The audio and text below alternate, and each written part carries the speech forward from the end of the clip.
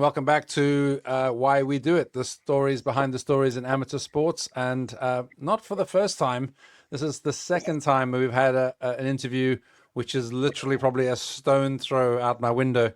We are both in our houses, but I mean, with a good driver, you could probably reach your house, John. It'd be a long shot, but maybe a par 4 or 5, I could reach your house with a golf ball from my house. David Heenahan was someone else who was local. So you're in our village. I know you through our village, but John Grindley, great to have you on. How are you doing? Yeah, grand. I mean, I don't think I'd be able to drive the distance, Jim. When I played golf, it was more like hockey. I'd be able Okay. to dribble it to our house. You could dribble it with a hockey ball in about 2 minutes, 3 minutes maybe, Correct. if you're really going for it. Not far away at all. It's brilliant to have you on. I would go so far as to say, is you're a bit of a, you're going to cringe because I know you're not one for profile, and you did say already that it's a bit weird coming on to talk about yourself. So I'll put that out there for everybody straight away. I know you're slightly out of your comfort zone with some of things, but I'm gonna hopefully not make that too much worse by saying that you're probably a bit of a local sporting celebrity in terms of just a kind of legend, the John Grindley kind of the reputation of your sporting prowess and your fitness and your capabilities, which we'll talk about, is pretty well known here locally, and I'm sure in various communities that you've been involved in, much broader than that. So if A that hasn't legend put you on my off, own cul-de-sac, Jim. say that again. Sorry. Legend on my own cul-de-sac. You are a legend in the cul-de-sac, which is a hockey ball dribble from here. Exactly. So we're going to start with something that you started telling me before we recorded and before we hit the record button. And I just want to go straight there because I thought, don't tell me offline, tell me online. You started by saying the why we do it question you think is quite difficult to answer. So tell me where you were going with that. Um, yeah. Well, I think it's like on the notes, thank you, Jim. It's kind of like I said, it's like I'm happy to rationalise after the event, but a lot of my relationship with sport, I'm kind of doing it a little bit in the moment when I pick something up, but then it tends to bite me a little bit, and I tend to get drawn in and sucked in, and things escalate. So you can look back on these things and see some sort of like pattern looking backwards, but at the time it's I've played lots of different sports and exercises through my life, and it's more like a random walk than a structured journey as to I think I'll do this next. Yeah, yeah, yeah. So the why I do it is because I just got bitten by something and I thought it was a good idea at the time. Yeah, well, as a kid, you start playing football, and you come out of the house and you play football, and when it's sun shining, you play football. When it's raining, you play football. Yeah, Growing, yeah. growing up on the edge of the Pennines in the rain, cricket wasn't really an option for me because there wasn't anywhere flat enough to have a cricket square, so it was football. Right. Yeah. Yeah. Okay. We're going to come back to the kind of childhood and obviously your parents, and there's lots of stuff to talk about there. But I want to start with something when you talk about doing things on a whim or just because it seems like a good idea at the time. I'm going to start with something which most people probably won't know what this is, but tell us what an antisocial double century on a bicycle is. And how you ended up doing it and how that all went. Well, I want to start with that because it's a bit kind of like, wow, really? Okay, so there's a little bit of history and a little bit behind that. So cycling out in Brno is probably like lots of places around the country is like groups of middle-aged men, and unfortunately it's mainly all men around here in Lycra going out on a Sunday just trying to get rid of a bit of frustration from the week and test themselves a little bit. And so Jim, you've been out with us and I have been things. out with your groups, John, and I know how hard that can be trying to keep up with you. Yes. Yeah, so things were starting to get a little bit spicy on a Sunday, and we were And losing that's a little saying bit. something. Well, we were losing a bit of the edge of the camaraderie and the friendship and the banter and stuff. And so I think it might have been John Dunbar, one of our mutual friends, had the idea of, okay, let's cut this sprinting and hammering one another down. Let's just have one ride and we'll go at a leisurely pace. Everyone's going to cycle together, loads of cafe stops, and we'll call it the social century. And I, so I don't know how many of those there were, but I did one of them, at least. Yeah, at least one of them. yeah. And so John does a fantastic job organising it, teeing up the cafes and all the rest of it. So we did our social century, and that was great. And I don't know, Ah, for a okay. bit of a laugh, I decided, well, why not do an anti-social century? And so about 4 or 5 of us, we've done a few of these over the years. So the idea of the antisocial century was, well, you get 4 or 5 of you working together and you do 100 miles, averaging 20 miles an hour. I Non-stop. was Yeah. I was a mathematician by training, so I like nice round numbers. So 5 hours for 100 miles, off we go. And that was great fun. We had a wonderful time, and it probably So, turned out a bit I mean, harder. for people who aren't regular cyclists, that is hard. I mean, professionals can be doing that in their sleep, but for amateur cyclists, that is a big challenge. That is really hard to do. So, who was involved in this first Uh, antisocial century? Do you remember? Yeah, so I think there's Warren Barton, John Dunbar, myself, Gareth Roberts, and Andy Hogarth. All right. My memory starts to fade on these things. We We, did a we few other later as well. we've had one of those on the podcast before. Yeah, Warren's been on here. In fact, he was episode 1 of this whole thing. So yeah. Okay. Yeah, So you had the antisocial century. yeah. And then I thought, well, that was a bit too social because there was quite a few of us doing it. You can't really be antisocial in a group of 4 or 5. Too easy, in other words. Yep. Yeah, and you're helping one another and all the rest of it. So the next obvious thing was the really antisocial century. It was just myself going out and doing sort of like 100 miles on my own, and I think I managed that. And that wasn't too bad. And All right. So then you're still doing a century now. So we're still single hundred. yeah, I might have jumped. yes, I might have jumped there with the picture. If anyone was watching the picture come up, that might be in a stage too early. So you did an antisocial century on your own, 100 miles. yeah. And so that was a bit more of a challenge, and it Mm. kind of got to the point where there was some of the stuff that I did, and I kind of like upped my cycling intensity a bit, and got to a point where I was okay cruising at around about 20 mile an hour on most bike rides. Um, Wow, unbelievable. and Yeah. and so the next logical extension after a truly antisocial on your own century was the antisocial double century. And All right. I Now the was map is relevant. Yeah. yeah, I was never kind of quite sure if that was going to go, because it was, quite an effort. And I dreamed up a bit of a route that, just involved left-hand turns. So you didn't have to go into traffic, as flat as you can get around here. And I think, the summer when I did it, I was pretty fit and feeling good, and done a few good rides. And I thought, yeah, this might go. And one day the weather cropped up, so I had a word with Julie, my wife, sort of said, I'm going to try something today. I might be a long way from home and I might need rescue because I'm not sure it's going to go. And I went So off and on did the it. And spur of the moment, you just like woke up. Oh, the weather looks good. I'm gonna have a crack. not the spur of the moment 'cause I was fit and I'd been putting work in and I'd Wow. done other big rides. But the weather was absolutely ideal. Not much wind, and it was just a good day to be out on the bike. And like the route that I'd come up with was fabulous in terms Well, of the roads this you're is it on. here on this is it on the Yeah, screen. Yeah. Yeah. yeah. So I don't know how well that'll come over to people on the channel, but Well, there's some really. some people might be listening. So in 30 seconds, just describe it. Yeah, so kind of like heading down, sort of like early bit, you kind of parallel the motorway for a bit down past Bigger, but then you cut over and go through Eskdale Muir and up around the borders, Moffat, back over the Devil's Beef Tub. Yeah, just a fabulous day out. And then all the way back in on the Lang Wang, as it's known, the Lanark Road, the Yeah. A70, back to here. So I put your this is your Garmin, I guess, or your kind of stats up. So tell us, how did it go? Uh, it's one of those things there where you just have to make sure you're keeping a steady tempo, not pushing yourself over it.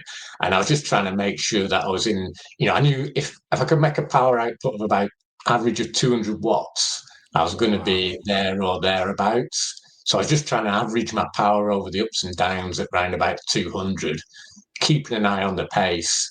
And it then becomes a bit of mind management and fueling, and you just got to try and get food down you and all the rest of it. And then you kind of got to the point where I was at Moffat, which is at the foot of the really biggest climb that you've got, the Devil's Beef Tub, which you've got 180 miles in your legs, something like that. and you're now faced with a 30, 40-minute uphill Trying ride. to maintain the average speed at 20 miles an hour. Yeah, but at that point, I'd sort of got ahead of it a bit, and I was probably averaging 21 mile an hour to Moffat. So I was in a fortunate position of, well, if I can get at the top of this, then I've got the last 10 or 15 miles broadly downhill, and I'm a bit ahead of the game. And, I could enjoy that a bit more than some of the early stuff because it's like, yeah, this is going to go. So looking at the numbers here quickly, and time's rattling. This is so interesting. I'm realizing we're spending quite a bit of time on this, but I'm fascinated by it. 204 miles. I mean, you even threw an extra 4 miles in for the fun of it. 9 hours and 55 minutes. That's not in meters, unfortunately. 8,890. So 3,000 meters of climbing, um, Yeah. and an average of 218 watts for that 9 hours and 55 minutes. Did you stop at any point, or did you just Yes, cycle? yes. I couldn't do that without stopping. So I think I broke it up into like 40 or 50 mile sections roughly. And stopped to get some fuel on Right. because Okay. I'd stop for fuel. So the support Okay. car wasn't available.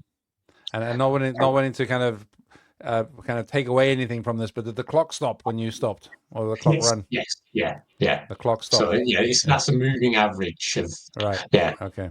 Okay. 20.6 miles an hour. Maybe if I had a support car, who knows? No, seriously, Jimmy, I couldn't get the food down me. So the one thing afterwards was that's like 8,000 calories roughly on top of my Seven base. thousand six hundred working calories on there. Yeah, according to a Yeah, machine. Yeah. and it's amazing. You'll know this being an endurance athlete, but what that does for your body for the next 3 days. Oh man. I got a row from Julia for driving home afterwards because I was a bit of a mess. Unbelievable! Wow. Well, I mean, I'd love to actually talk more about that because it is incredible in itself. But we need to move on because there's so many things to talk about. So that's just, I mean, ladies and gentlemen, that just gives you an idea of John, in general. That unbelievable thing. Oh, I'll just see if I can do that today. The weather looks nice and I'm quite fit, and I just fancy a crack at the numbers. And it's about the numbers, isn't it? That maths thing you talked about. Let me see if I can round that off. 200 miles in less than 10 hours. Let's go. Um, Fantastic. So take us back to the beginning, John. Take us back to you growing up. You were starting that earlier on. Tell us about sport when you were a kid and your family and primary school, and lead us through the whole thing from that point onwards. Yeah, well, I guess Jim, I kind of like, title of your podcast is kind of like, why do we do this? Why we do it?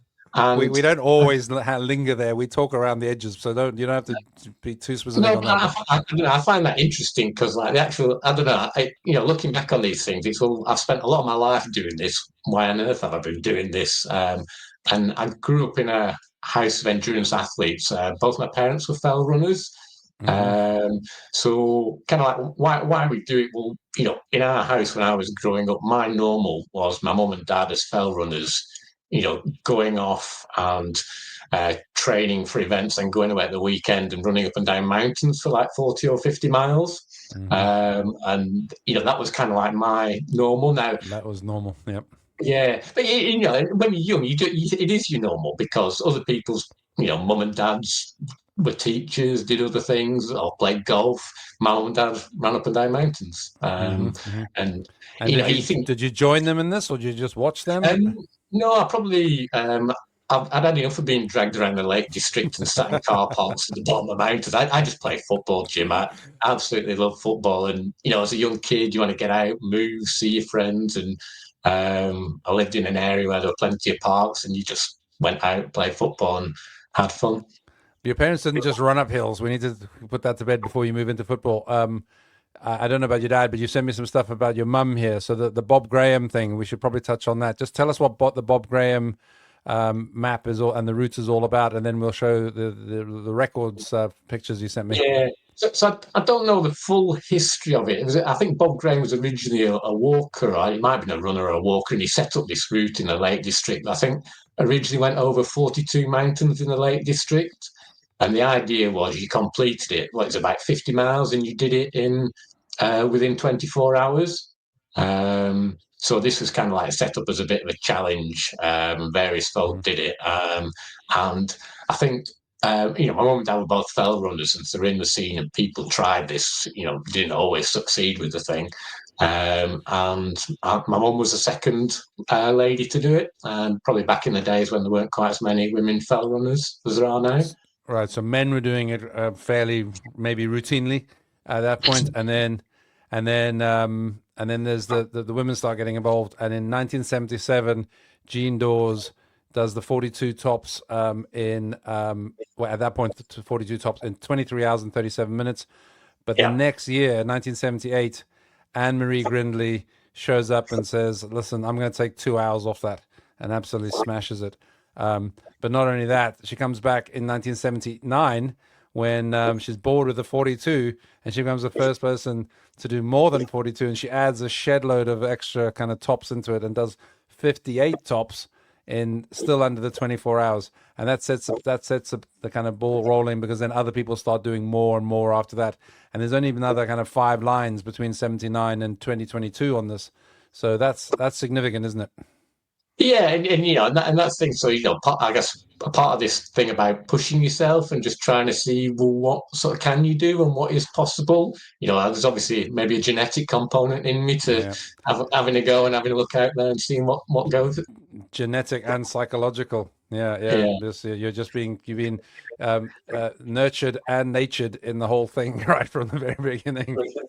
Yeah, and I think, Jim, very fortunate as well in that because my parents were into exercise and this endurance and do stuff, you don't think of this at the time, but you growing up in an environment where people are setting themselves targets, they've got the discipline to train for these things and then go out and actually kind of like execute these Yeah, things. yeah, So it's yeah, kind of yeah. like, well, why are we doing it? Well, I didn't. That never happened. That happened subconsciously for me in terms of, well, there's things you want to do, you train for them, and then you go on and you execute, and that's just like a good skill for life, whether it's sport, business, work, friendships, whatever. Yeah, well, talked about Land's End to John O'Groats, but that's the one time I met your parents, and now it's making sense as to what was going on there with them following you guys. But before we get into that, let's talk about football. You were talking about you started, so football was your thing. This isn't you as a primary school kid or whatever, but this is you a bit older up. I think it's a work team, is it? But Yeah, football was you were all about football to start with. well, yeah, so there's a little bit of a story behind that one. So that was me playing for the NatWest third or fourth team. I can't remember which team it was at NatWest down in London. And the reason I went to work for NatWest was they had two sports grounds in London. Other companies just had one sports ground. This was back in the day when companies kind of like valued the social experience of the staff outside of the working environment and actually invested in it. And NatWest, I think they actually moved my interview because I had a game of football on, whereas BT didn't. And they had two sports grounds, so that seemed as good a reason to go and work for an employer as any other, Jim. Okay, so what was it about football rather than fell running that was kept you kind of focused and involved? I don't know. Probably the social aspects of it, fell running and the loneliness of the long distance runner. I Yeah, probably at that stage of life wasn't quite ready for that. yeah, But, the cycling gave me enough of that later in life. yeah, yeah. And football was easy and accessible. And I had some wonderful times with friends and teams I played in. I was never very good, but that wasn't the point. Yeah, and well, I mean, social is a massive why we do it for many, many people. It comes up regularly. Some people just don't care about the performance or the achievements or the racing or the competition. It's purely about social, and that's one of the beauties of sport, isn't it? It's got all of these different elements, and you pick and choose what works for you. Yeah. Um, Yeah. yeah, yeah. So you got other sports written down here after football. Is this when you were younger? You were other things you were doing as well? Yeah, I suppose I've never really just had the one sport on the go. So when I was playing football, maybe in my teens, I kind of ended up playing a bit of basketball. Again, nothing serious or too exciting, but I think through my life, there's always been like a transition as my focus shifts from one sport to another. Um, so and then I probably first started playing squash late teens as well. Started to play a little bit of that. And maybe that's why I was never any good at any particular sport, Jim. I was busy doing lots of different ones, all Well, in okay. competition. Whoa, whoa, whoa. Hang on a minute. relatively speaking, not particularly good at any sports could also be interpreted as pretty damn good at most sports. Not professional, but I suspect that, yeah, maybe if you had been focused on one, I mean, I think it feels to me from a distance and from all the things you have achieved across many things that zoning in on one, you could have gone. But you're touching on squash, so let's just do squash. We've got one picture about squash, but I mean, in terms of achievements, this is not you're not shy of kind of achieving here. You did pretty well. Tell us how you get on squash overall. Yeah, yes, squash. So probably my proudest moment in squash was captaining the Scottish old man squash teams. I call it the over 40 squash team. Okay. No, a good few years ago now in my youth, and that was a wonderful thing to do. And you know, I was never a great racket player, but I was fit and could run around a lot. And you can see from that photo there. So the guy on my right is a guy called Neil, who's a proper squash player, and you'll see he's probably carrying a bit more timber around his middle than I am. He's got he's got Um, he's got very flashy shorts to offset that, so you don't see yeah, that. Yeah, yeah, but yeah. because of his level of skill and what have you, he could wipe the floor with me on his day, even though I was fit and could run around forever. And that's the kind of thing. So that my Because actually, squash, sorry to interrupt, but I know from squash that it's actually not about running around, is it, John? If you stand in no, the middle, then you're actually in a better place. You make the other person do all the running. yeah, and that's probably a lot of the sports are kind of like played earlier in life had an element of like technique and skill to them, and to some extent that probably placed a ceiling where I could get to. I was very conscious of playing for Scotland against Ireland in the home internationals. And the Irish guy was a proper squash player, and he just made me look daft running around. And we had a good game, and it was great fun. But it's one of those moments where you realise that there's a ceiling on my skill and technique to be able to go further in this sport. Um, and I think I found cycling quite interesting because I think cycling plays to my genetics. So it's a bit less about technique with cycling. If you've got the genetics for it and you apply yourself, you can really go somewhere with it. And there was kind of a point where the cycling in the village, it's great fun, and we'd go out and thrash each other on a Sunday. And I set myself a bit of a mission to try and get to 4 watts per kilo, which again, I don't know whether people would appreciate what that means or even is. Yeah. So actually, before you go into that, and I'm looking at the notes. We're jumping around, but it's fine because I'm going to come back to some things that we haven't quite finished in squash, etc. Let's go with this because someone said to me before they heard I was going to talk to you on this, and they said, "Oh, if you think that my chat was about kind of numbers and watts and kind of stats, then wait till you get talking to John." So this is your thing. This is how your brain works, and actually, that's a part in your notes about squash as well. We'll come back to the John brain as part of various subjects, but. So yeah, explain to us the 4 watts per kilogram. You call this real fitness and curiosity along with experimenting on myself. So go Yeah, on, give us this section. but so eventually my cycling got to a point where, and Jim, jump in if what I'm saying isn't going to make much sense to much of your audience, but I eventually got to a point where I got a power meter for my bike, so Yep, you I'm can with you then so far. I can you can understand. then actually measure how much power your body's putting out into the bike, and that controls how fast you're going to go forward. More power.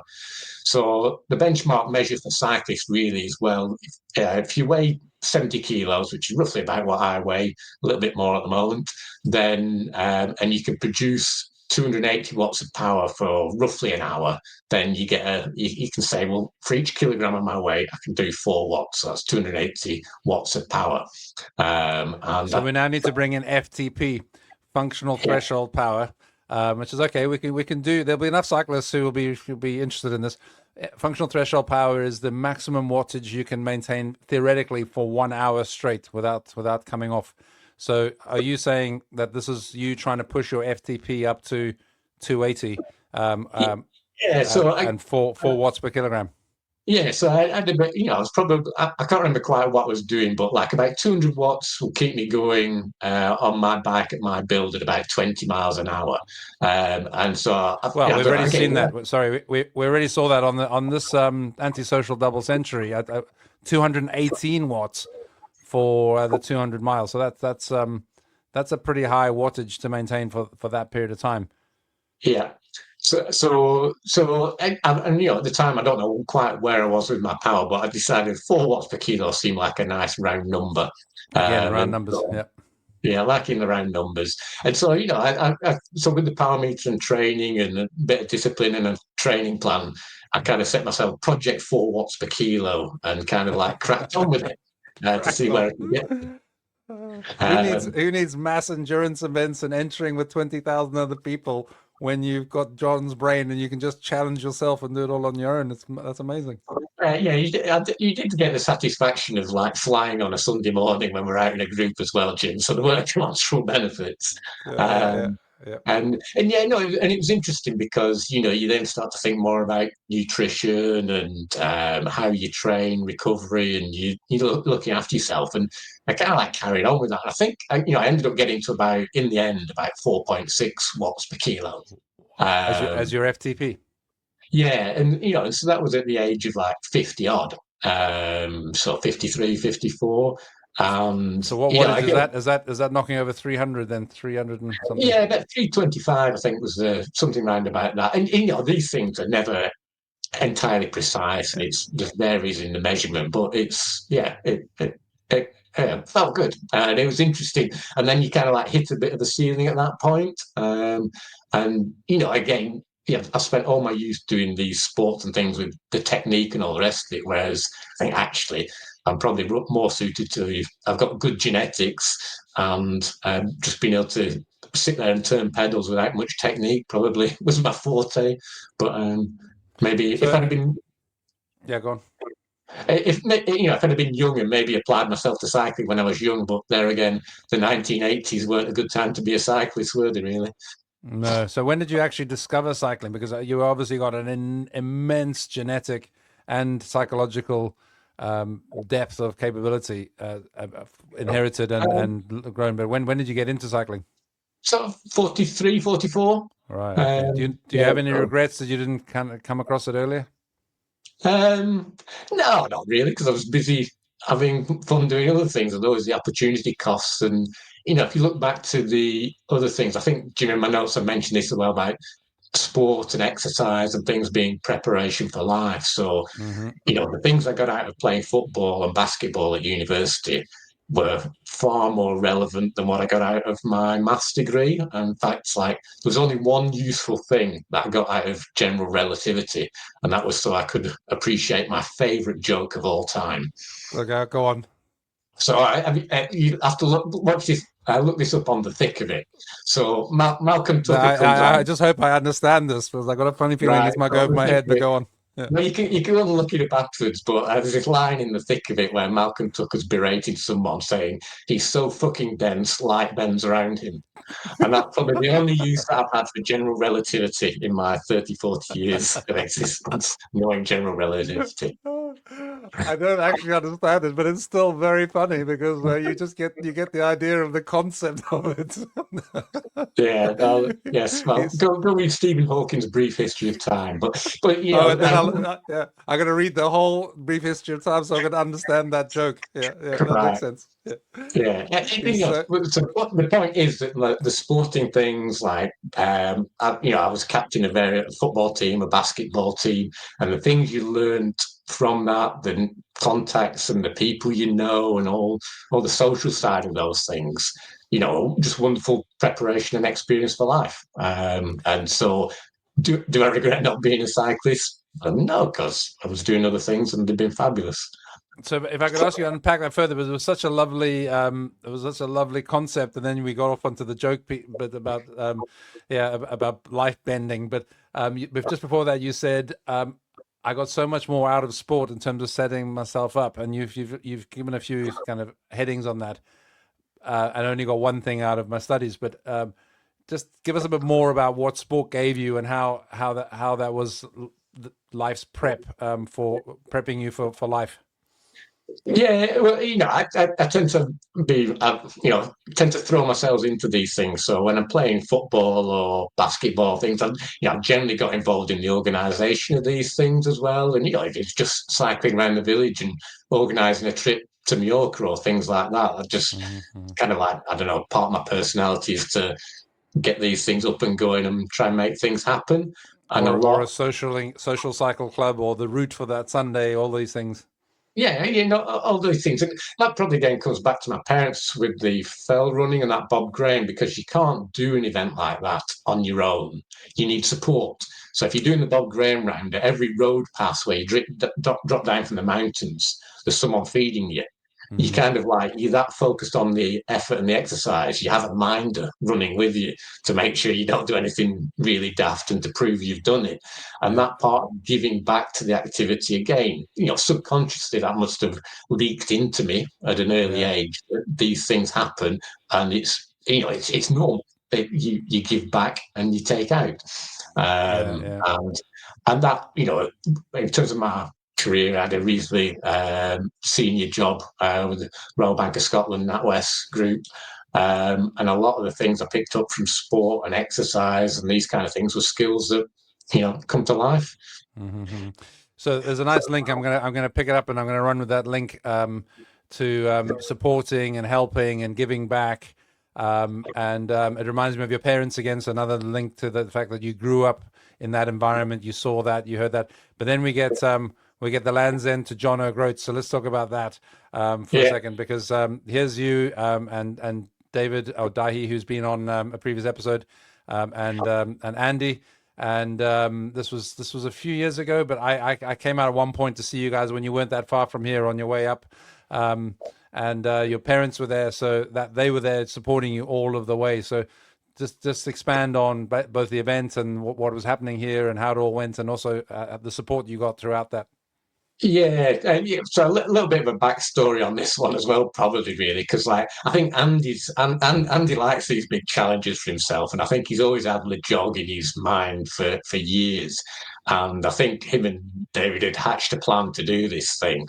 And I don't know, it hadn't entirely appealed to me because I was more a go go around and thrash about on a Sunday for 2 hours and cycle madly rather than do any big long distance events. Um, Or but 10 I hours, don't yeah. know. Yeah, I don't know whether I was worried about the pair of them going off on their own and trying to attempt this and whether they'd manage it. Um, So you but just went there to look after them. yeah, well, yeah, there's probably stories there in terms of looking after them. But I kind of like, well, to some extent, tagged along. But in tagging along, I kind of brought the organisation to the party to some extent. So bit more planning than maybe David would be used to. And also, my mum and dad came along, and they had an absolute whale of a time and gave back so much to us in terms of support on this.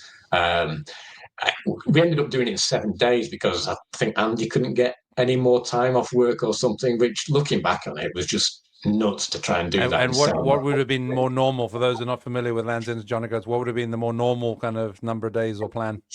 I'd say something like 10 to 14. I think, Right, so nearly half the 7 days. yeah. So we're averaging, I think, quite a bit over 100 miles a day on the thing. And, the fact we're able to do that was probably down to, good planning and preparation. And having my mum and dad who would drive ahead of us each day, book into the Airbnb, get food ready.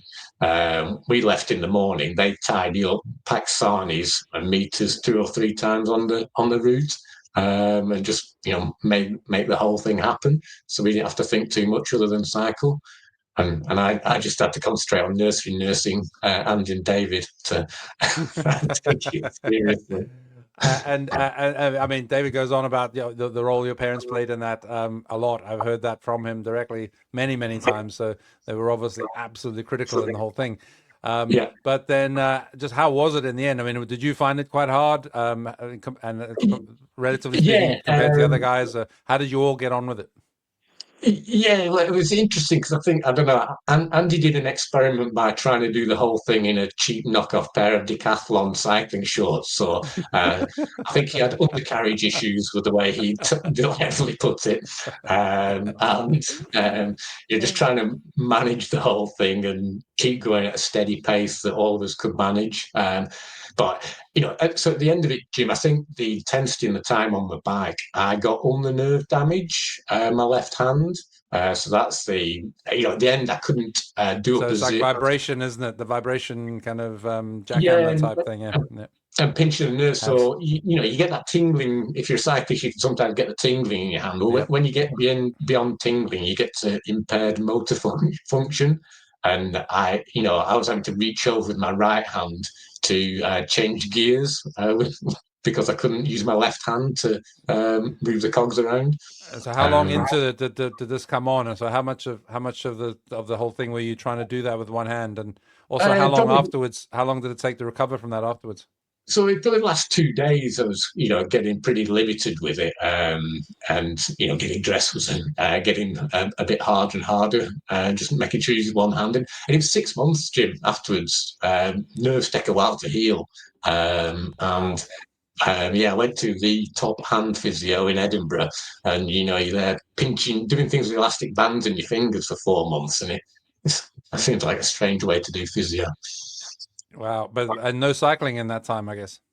No, no, no. Yeah, I'm probably ready for a break after that anyway. Yeah, but it's a big price to pay, isn't it? You go and support your pals on this kind of crazy idea that they've come up with. Do Land's End John O'Groats in 7 days, and then 6 months of recovery for your Yeah. hand. But you can Um, trade it to the world. It was a fabulous, fabulous time and great, great camaraderie, great friends. And, I had a fantastic time with my mum and dad as well. You leave yeah, home when exactly. you're 18, and that was probably, closest time we spent together um, since then. Brilliant. So loads of memories. So there's another why we do it. You said you were struggling to work out the why we do it, but the amount of memories you created just in that one thing is immense. Good and bad memories, hand, etc. Yeah. So going back a bit, and I'm not sure if we've covered all the things you were intending to cover. We've talked about exercises, life's prep school, um, and then in the squash bit, there was a bit I don't think we got into where you said starting to engage my brain, technical versus physical conditioning. Yeah, Can you unpack that a bit? we sort of touched on a little bit around, if you like, probably where my natural strengths would lie. So, I've played all these sports with technique and skill involved, and I've done okay with them. But it's probably like when I got down to endurance stuff and the cycling, where it's like, yeah, I can do this pretty well. Um, and I Uh, think squash was one of those things where I was able to progress how well I was doing in squash to be, maybe a rough and ready amateur kind of thing, increase my fitness and some of the technique. But then, eventually, I really remember playing in that when I was captain in Scotland, playing in the master squash against Ireland against this other guy, and kind of like a bit of a light bulb moment where yeah, this guy's got some technique that's been ingrained and skill that's been ingrained into him from a very early age. And that's probably too late in life for me, or maybe I'm not even capable of it. And it was probably one of the first times I feel as I was starting to reflect a little bit more and appreciate training and conditioning and how that affects what you do. So on the other end of the spectrum, as a kid who played football, you just go out there and run around. And coaching, I don't think was really a thing in the late 1970s or 80s. You just ran about. coaching was just involved, getting the team together and providing the ball and saying and then shouting at people. Um, Yeah. so okay, and then we've got gone. Yeah, and then taking that to the other extremes, kind of like I feel as though with the cycling and the stuff, and that Project 4 watts a kilo, I'm probably in a better shape in my early 50s than I was in my Mm-hmm. teens and 20s, which is strange. I do have this feeling. I sometimes just really regret that we were kind of born 30 years younger than the things we now know about training and about fitness and nutrition and how not to overdo training, which we all probably did when we were trying a bit too hard when we were younger. Do you not regret kind of not knowing the things we know now when we were younger? Don't think I'd have the wisdom to use that knowledge, Jim. Well, The I mean, from younger a version coaching, of maybe me. a coach would have been able to kind of Yeah, guide you back then. I'd probably have ignored them being a stroppy teenager. Yeah, I suppose a different mindset or a different time. You don't know these things, but um, I'm happy with the things I've done and stuff over the year. Then yeah, which maybe is a bit of a segue into one of the other things that so probably one of the other big things I've got out of exercise. I feel very fortunate to and privileged. My upbringing, the experience that I've had, and the opportunities I've had. But everyone in their life has difficult times, and probably one of the other huge things sport has served for me is, when times are difficult, and I can think of three really tough times in my life. When having the escape valve of just being able to go on the squash court, and it's amazing that you don't think about anything for 45 minutes chasing a little rubber ball around a concrete box, and you find it hard to even envisage a particular shot you've played partway through that 45 minutes, and you don't have to worry about difficult things that are going on at home or work, or things that are really upsetting you. And also, it gets you out and makes you do things. So, there was a time where, some difficult stuff at home, you just feel like going in a room and sobbing and not coming out again. Whereas, I'm part of a squash team. I go out, I've got a commitment to make. It gets you out of the house, and you get 45 minutes of not having to think about these things because your brain's hitting this little ball around a concrete box. And okay, you do a bit of sobbing in the change room afterwards because that was kind of like the level it had got to and how difficult things were. But I had that thing that you could go and do and escape. Yeah, yeah, yeah. So So it sounds like you became very reliant on that. You just needed that for the mental reset to yeah, get yeah, to get away. it's not so much, it's kind of like you've grown up with this and it's there and it's part of your routine and sort of like what you do. And it's not like a strategic choice to create this safety valve or this safe space for yourself.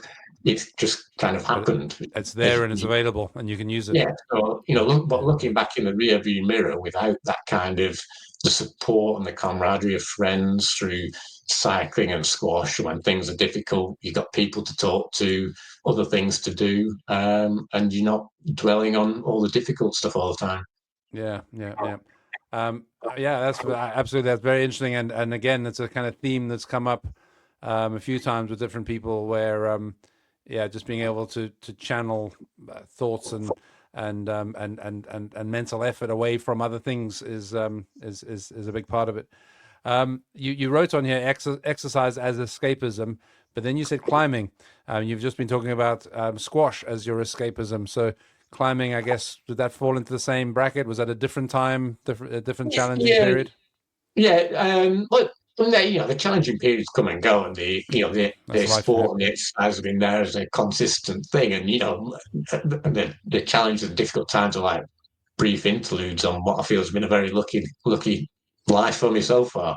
But climbing, one of those things where you're on a rock face and you're looking down to a glacier, sort of like a kilometre below you.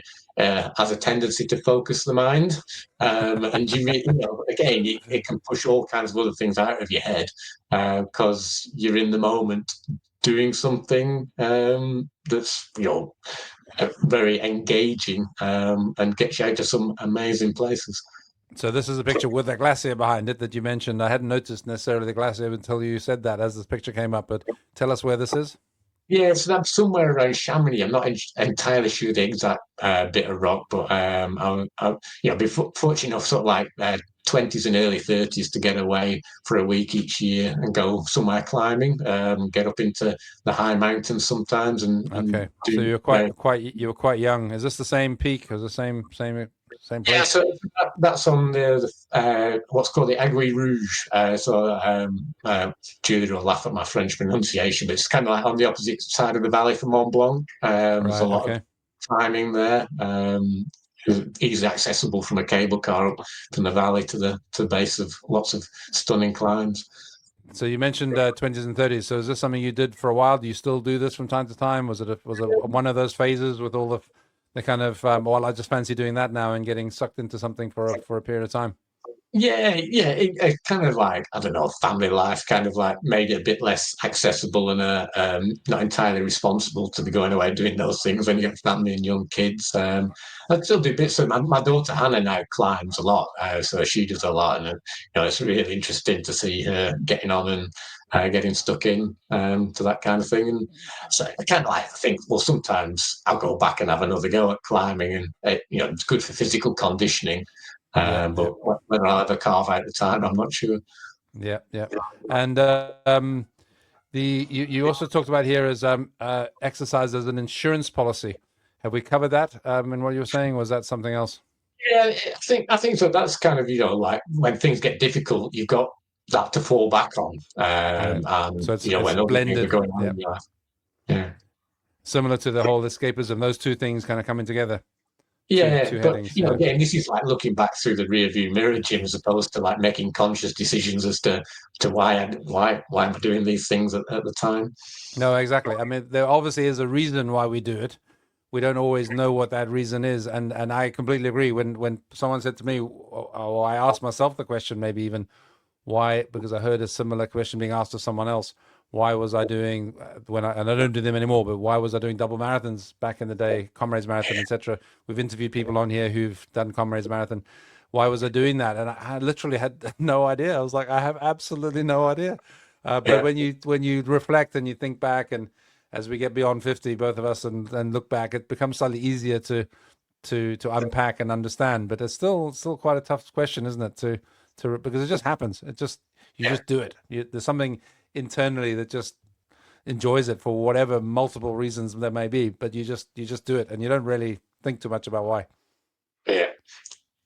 So before we kind of move on and wrap things up, you haven't put it in here, but you've got another thing. It doesn't involve going out and using a lot of physical wattage, but from a brain power point of view, you have become a bit of a bridge kind of expert.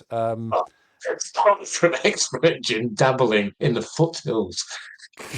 Go on, tell us about bridge. Tell us how you got into it. I mean, we could maybe call it a sport, and tell us why you do that and what's. I mean, when we have talked about this offline before, I've been absolutely amazed. So tell us how you've got into bridge and how it goes and what you do now, and also the training that you do for it. I mean, that's just incredible. You were telling me about things you do to practice and develop it. I wasn't aware this had landed so much with you, Jim.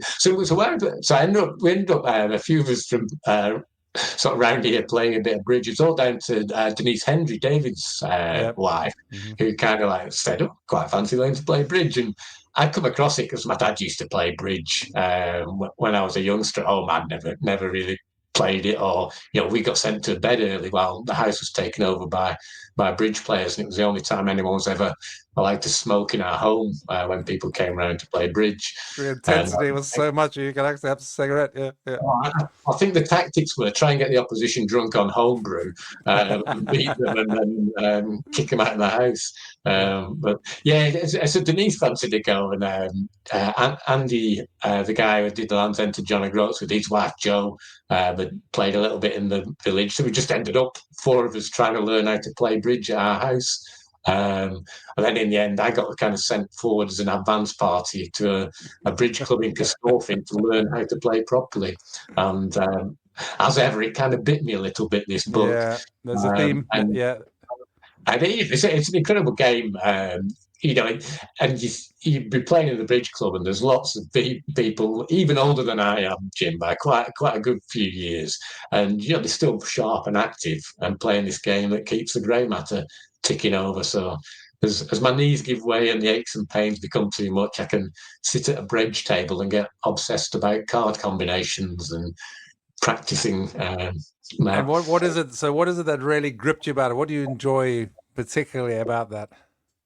um, Now, you see, we're in the moment here. If you ask me in 20 years' time and I'm looking back on it, I'll be Mm. able to give you some sort of coherent answer. Right now you're just doing it. You don't know. Yeah, Well, again, you see, it's like kind of like there's camaraderie. So the club I'm a member of has got 600 members.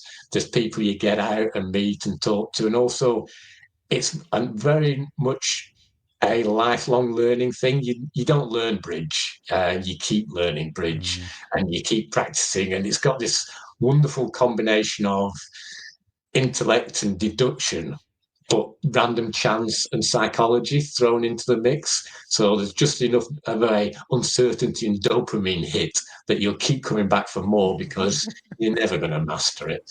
And it seems to be something that, having listened to all the other kind of explanations you've given for other activities, that appeals to you as a person, and the way your brain works. You love the kind of challenge, you love the competition, but you love the kind of newness and the kind of the fact that there's a depth to it that you can just keep exploring Yeah. and But keep I pushing. think one thing I found with cycling is talking back to the power meter and things, like it was kind of like quite very I'm going to throw a picture up to finish with cycling. Yeah, go ahead, keep going. right. The thing about cycling. It's kind of like metricated, and you can measure improvement and how many watts you can produce. And bridge is reasonably well metricated in that you're playing the same set of cards as other people at different tables, and you get a percentage score. So that kind of like thing that you can see progress over time. Something in man nature, maybe something in everyone's nature that appeals. Yeah. So when it's interesting you say the progress thing, because when I'm going to do this off the top of my head, and I might fail to do it completely without kind of just sitting back and reflecting for a second. But when I was asked about why I was doing the double marathons, I came across a book called Drive by a guy called Daniel Pink, and he basically said that motivation has three elements to it. It's a purpose. What the heck was the second one? But the third one was autonomy. So the first one is having a sense of purpose, a reason. Autonomy is that you have a degree of control in it. You can decide what you do and when Yeah. and how you do it. And then the third one was measuring progress, or being able to track whether you were making a difference or making progress. So those three things come together and apparently form the kind of foundation of motivation. So you've hit that last one really hard there with the being able to statistically measure, track, and play. I mean, you keep talking about round numbers and all these things. These are obviously things that work for you and your brain. Yeah, yeah, and it's interesting. So probably the stage of life I'm getting to now is kind of like from a physical perspective. It's more going to be about managing the decline, because I don't think I'm ever going to be 325 watts FTP again. But you need a way of getting your head around that and coping with that. Oh man, so I know that completely. But perhaps like your own way you've described discovering certain things late. I discovered some things late as well, and I then progressed from the late 40s and early 50s. There was progression, and I was improving. But now, yeah, it's about kind of getting slower than the next person now. Managing that decline as best you can, because unfortunately, age does come to us all, and continual improvement, even if you've come to something late, can't be maintained. Yeah, well, fortunately, I got my mum and dad again as great role models as they kind of like rage against the dying of the light. So my dad retired. They set off on a walk to Rome from Burnley. Um, From Burnley to Rome, a walk. yeah, Wow. No took him wonder you about do these mad things. it took him about 3 months. I think in his 20s or something. My dad had promised me mum he'd take her to Rome. She didn't realise she'd have to walk there. Anyway, whereas now, my dad's, still getting out and walking. It's just not quite as far as Rome these days, but he enjoys getting out. Fantastic, and an inspiration to us all. I look at some of the international triathlon events, and the age group 80 to 85 will have two or three people entering, and they all get on the podium if they can finish, because there's only two or three of them in the race. But I have looked at them, and I'm struggling already with the idea of, can I get to that level and still be racing in the 80 to 85 age group.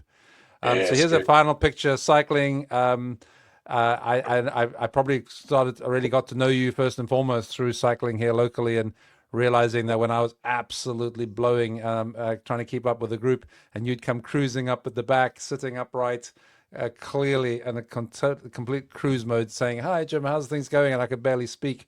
That was the first time I really probably got to know you a bit better. But What's the future for you? Is there more cycling? What's the next 15, 20 years gonna involve, or do you not know yet? You're just gonna take it as it comes? Carry on cycling. So really, still getting a lot out my cycling and enjoying it. And probably the period when I was really sort of like training hard. There gets to a point where you kind of like putting yourself. It's not through pain, but through discomfort and quite a bit of suffering. To get to that level of fitness, and I think there's only so many years you've got that degree of pushing yourself, and the opportunity cost. There's other things to be done out there in the big wide world. There's probably only so long I'll end up pushing that. But I just, if you look at that, that's above Tala Reservoir in the Tala Borders. Reservoir in the Borders. Yep. Yeah, and to get out on a summer spring day, on a day like that on your bike, it's just fabulous. And it's kind of Absolutely like amazing. that's Yeah. but being there in the moment, that's a big reason for doing it. Getting out in places like that. Being there in the moment. Brilliant line. Because here we are at the end of March, and the spring is springing. The grass needs cutting, and it's time to kind of really start to make the most of those days as they come at us again. Yeah. John, I thought we might get into mitochondria at some point, talking about mitochondria, but we've avoided getting that deep into the technical kind of elements of fitness. But final question: do you have any more kind of mad? Just want to see if I can kind of go anywhere near kind of this kind of thing projects. Like, have you got any new versions of the 4 watts per kilogram project? No, not at the moment. But My latest obsession over the last year or so has been electrification and getting a heat pump and getting the house uh, onto modern technology. So I that's not very sporting, but is enough to consume me for a little while. We won't get One into day, that here, but I do want to talk. I would like to talk to you about that offline, because yeah, your reputation in that subject as well has reached this house. So good for you, John. Thank you so much. It's been absolutely great talking to you. It's been a real laugh and absolutely fascinating with things that I didn't know. As ever, always the case with these, you find out things you don't know about people. But you're an amazing example of just grabbing life by the horns and saying, let's go and let's have fun. yeah. Well, thanks, Jim. It's been a pleasure. Great talking to you. Brilliant. And we'll talk soon. All the best. Cheers. Bye bye. Yes.